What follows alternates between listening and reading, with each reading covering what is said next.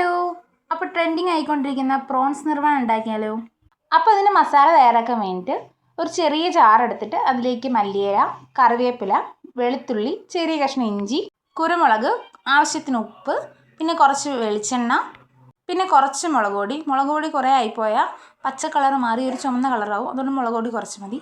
പിന്നെ ആവശ്യത്തിന് മഞ്ഞൾപ്പൊടി, ഗരം മസാല, വിനാഗിരി, ഇതെല്ലാം കൂടെ ചേർത്ത് നന്നായിട്ട് അരച്ചെടുക്കാം. അരച്ച് വെച്ച മസാലയിലേക്ക് പ്രോൺസ് ആഡ് ചെയ്ത് കൊടുക്കാം.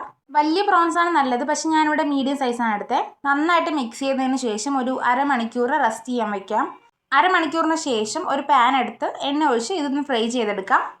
നന്നായിട്ട് ഫ്രൈ ആക്കി എടുക്കണ്ട. ഒരു ഹാഫ് കുക്ക് ആകുമ്പോഴത്തേക്കും ഇതിലേക്ക് നല്ല കുറുകിയ തേങ്ങാപ്പാൽ ഒഴിച്ചു കൊടുക്കാം.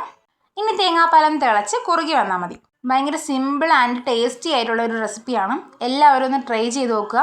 നല്ലൊരു വെറൈറ്റി ടേസ്റ്റാണ്. ആ ഹൈപ്പിന് വർത്തായിട്ടുള്ള ഒരു റെസിപ്പിയാണ്. അപ്പോൾ ഈ വീഡിയോ ഇഷ്ടപ്പെട്ടെങ്കിൽ സപ്പോർട്ട് ചെയ്യാം. ചാനൽ ആദ്യമായിട്ട് കാണുന്നവരാണെങ്കിൽ സബ്സ്ക്രൈബ് ചെയ്യാം. അപ്പോൾ അടുത്ത വീഡിയോ കാണുന്നവരെ ബൈ.